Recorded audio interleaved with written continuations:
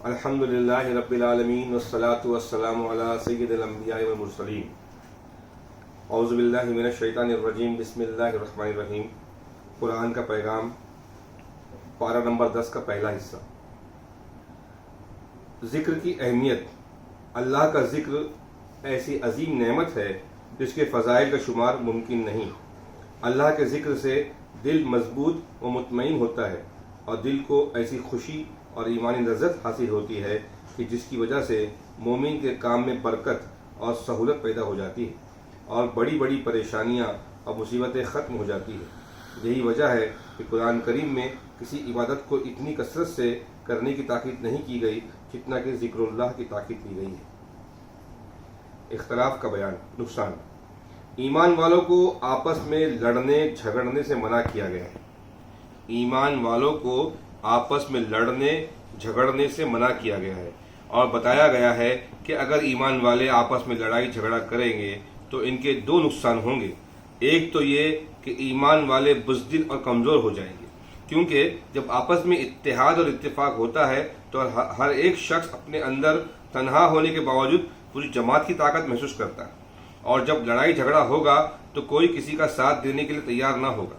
دوسرا نقصان یہ بتایا گیا ہے کہ تمہارا رعب ختم ہو جائے گا اور تمہاری ہوا اکھڑ جائے گی، اس کی وجہ سے تم دشمن کی نظروں میں حقیر اور ذلیل ہو جاؤ گے۔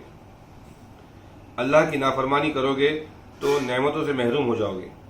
اللہ تبارک و تعالیٰ کا ارشاد ہے کہ کسی قوم کو ہم جو نعمت عطا کرتے ہیں وہ نعمت ان سے اس وقت تک نہیں چھینتے جب تک کہ وہ لوگ خود ہی نہ بدل جائیں، اور بدلنے سے مراد یہ ہے کہ کفر و شرک اختیار کر لیں اور نافرمانیوں پر تل جائے اور برے اعمال میں لگ جائے تو اللہ تعالیٰ کی طرف سے نعمت میں بھی تبدیلی آ جاتی ہے۔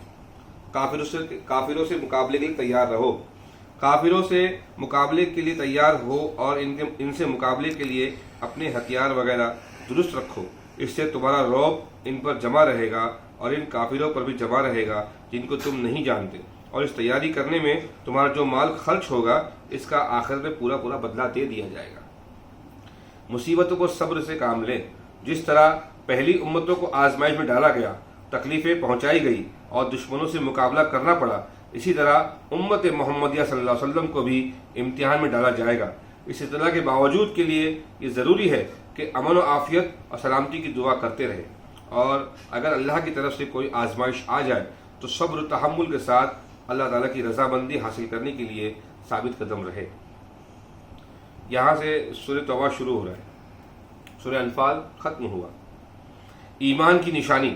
مسجدوں کو آباد کرنا انہی لوگوں کا کام ہے جو اللہ اور قیامت کے دن پر ایمان لائے۔ اس کا مطلب یہ ہے جو شخص مساجد کی حفاظت، صاف صفائی اور دوسری ضروریات کا انتظام کرتا ہے اور ذکر اللہ کے لیے یا علم دین پڑھنے پڑھانے کے لیے مسجد میں آتا جاتا ہے تو اس کے یہ اعمال اس کے مومن کامل ہونے کی شہادت دیتے ہیں۔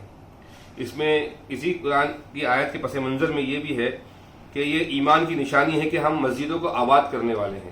جہاں مسجد شہید کی گئی، مسجدوں کو ویران کیا گیا، اس کی دوبارہ جو مسجد شہید ہوئی ہے اس کی باز آباد کاری یعنی دوبارہ تعمیر کرنا، اور مسجد جو ویران پڑی ہوئی ہے، جو کھنڈرات میں تبدیل ہوئی ہے، اس کو آباد کرنا، یہ بھی ایمان کی نشانی میں سے کہلاتا ہے۔ آج اس ملک کے اندر اور دوسری جگہ پر بھی کافی جگہ پر جو ہے مسجد ویران ہے، ان کو آباد کرنا یہ ہمارا جو ہے اولین فریضہ ہے۔ اور دوسری بات جو مساجد مسمار کی گئی اور ظلم و جبر کے تحت اس کو جو ہے شہادت اس کو جو ہے ڈیمولش کر دیا گیا، جیسے بابری مسجد کا معاملہ ہے، تو اس کی بھی باز آباد کاری، اس کی دوبارہ تعمیر کرنا یہ ہمارا جو ہے اولین فریضہ ہے، اور یہ ہماری ایمان کی نشانیوں میں سے ہے۔ یہ ہماری ایمان کی نشانی ہے کہ ہم اس کی جو ہے دوبارہ تعمیر کریں، اور اس کو فراموش کر دینا وہ ہمارے لیے جو ہے نقصان کا سبب بنے گا۔ اللہ اور اس کے رسول کی محبت کے بغیر ایمان کامل نہیں۔ ایمان کا پورا ہونا اس پر موقوف ہے کہ اللہ اور اس کے رسول صلی اللہ علیہ وسلم کی محبت والدین، اولاد، عزیز و اقارب سب کی محبت سے بڑھ کر ہو، اور انسان کی دوستی، دشمنی، اعمال و اقوال سب اللہ اور اس کے رسول کے حکم کے تابع ہو۔ اسلام کو مٹایا نہیں جا سکتا۔ مخالفین اسلام پر اعتراضات کر کے اور اس میں شبہات پیدا کر کے اس کی صاف تصویر کو دھندلا بتانا چاہتے ہیں تاکہ لوگ اسلام کی طرف راغب نہ ہوں اور اس کو بطور دین اختیار نہ کرے مگر خدا تعالیٰ مخالفین کا یہ منشا کبھی پورا ہونے نہیں دے گا۔ زکوٰۃ ایک عبادت ہے جو اللہ تعالیٰ نے مسلمانوں پر فرض فرمائی ہے، اور قرآن شریف میں متعدد مقامات پر نماز کے ساتھ اس کو ذکر کیا ہے۔ اسلامی شریعت میں مال کے جمع کرنے کو برا نہیں کہا گیا، بلکہ یوں فرمایا گیا ہے کہ اگر اس کے واجب حقوق کو ادا کر دیا جائے تو یہ بہت ہی نیکیوں اور خوبیوں کا ذریعہ بن سکتا ہے، اور جو لوگ زکوٰۃ ادا نہیں کرتے ان کو قیامت کے دن دردناک عذاب کی وعید سنائی گئی ہے۔